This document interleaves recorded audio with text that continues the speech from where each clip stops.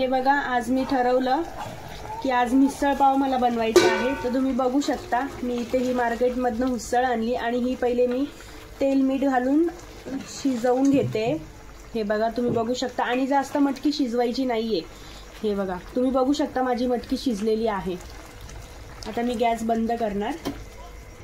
हे का बघू शकते. आता मी फोडणी करणार आहे म्हणून मी त्याच्यासाठी दोन कांदे घेतले. हे बघा, एक सोलून ठेवला आहे आणि हा दुसरा मी सोलायला घेतला आहे.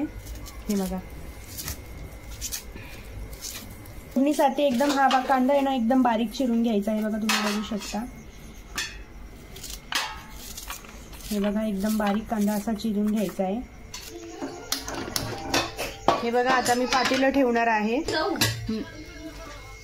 हे बघा मी पातेलं ठेवलं आहे आणि मी आता तेल घालणार आहे. हे बघा इथे मी तेल घातलेलं आहे आणि मी मसाला वाटून ठेवला आहे. हे बघा मी तुम्हाला सांगू शकते मी याच्यात काय काय घेतलंय. याच्यामध्ये आलं, लसूण, खोबरं आणि आपले सुका धणे असते ना, धणे घेतले. हे सगळे भाजून घेतले. अद्रक, लसूण, कोथिंबीर, धणे आणि हिरवी कोथिंबीर हे सगळं मी दळून घेतलंय आणि कांदा पण भाजून घेतलाय मी. हे बघा तुम्ही बघू शकता. म्हणून मी मसाला पहिलेच रेडी करून ठेवला होता. आता आपलं तेल तापलेलं आहे तुम्ही बघू शकता. आता मी हा मसाला टाकणार आहे.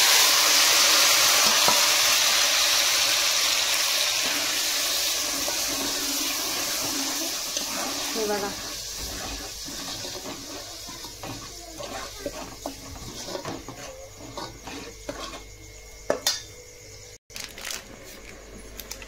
हे बघा तुम्ही बघू शकता. हे मिसळ मसाला आहे आपला. हे बघा एका प्लेटीमध्ये काढून घेतले ना सगळे मसाले की मग आपल्याला अंदाज बरोबर कळतो की आपल्याला किती क्वांटिटी झाली आहे. आणि डायरेक्ट आपण चम्मचनी याच्यात घातलं ना ही क्वांटिटी कळत नाही आणि मग तिखट होतं, कुठे तिखट होतच नाही, मग त्याची चव पण समजत नाही. हा चिकन मसाला आहे.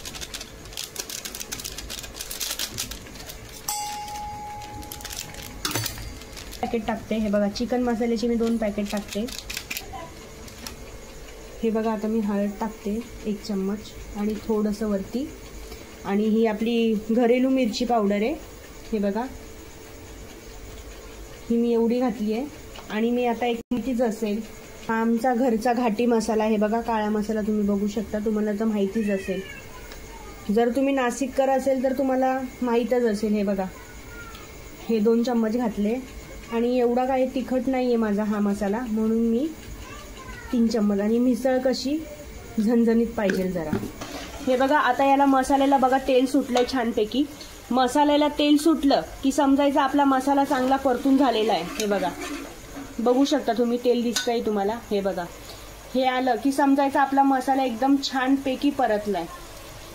आता हे बघा मी हे सगळे मसाले थांबा 1 मिनिट मी चम्मच घेते. हे बघा आता तुम्ही बघू शकता ही सगळी मसाले मी घालणार. हे बघा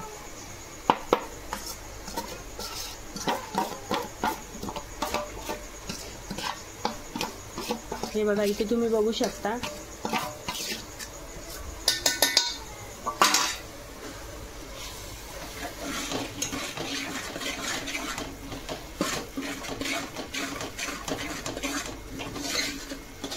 आता याला पण आपण असं मिक्स करून छान एकदम असं तेल सुटेपर्यंत परतून द्यायचं. याला पण तेल सुटणार.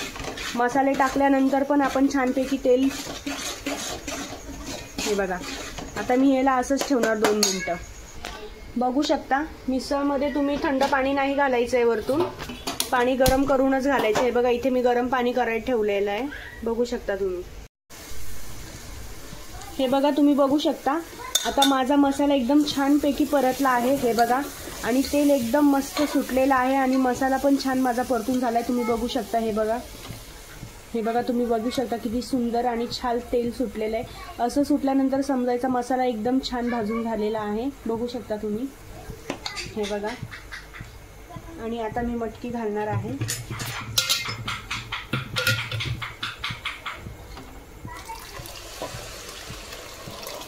हे बघा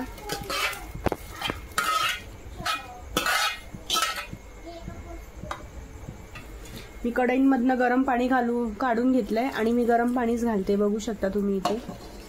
हे बघा, तुम्ही किती बनवता त्या क्वांटिटीवरती आहे, पण मी ना माझ्या घरात माणसं जास्त आहे ना, म्हणून मी जास्त मटकी बनवते. हे बघा, मला अजूनही पाणी लागणार आहे थोडंसं. हे बघा, तुम्ही बघू शकता मला थोडंसं अजूनही पाणी लागणार आहे. हे बघा तुम्ही बघू शकता, मी अजून मला पाणी घालायची गरज आहे म्हणून मी घालणार.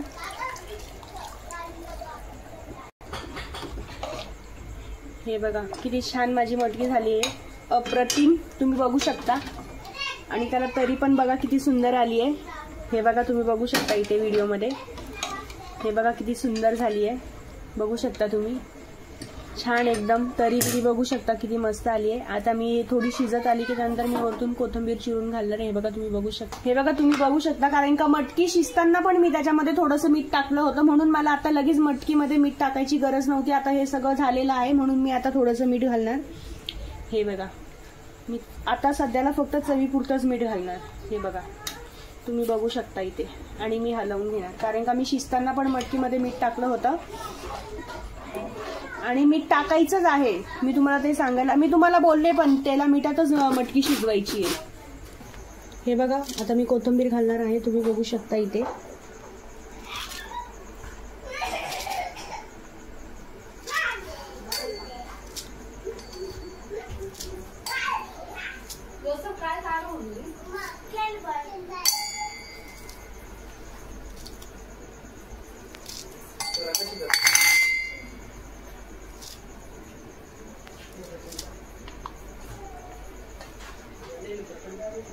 हे बघा, मी आता कोथिंबीर घालते, तुम्ही बघू शकता इथे. हे बघा,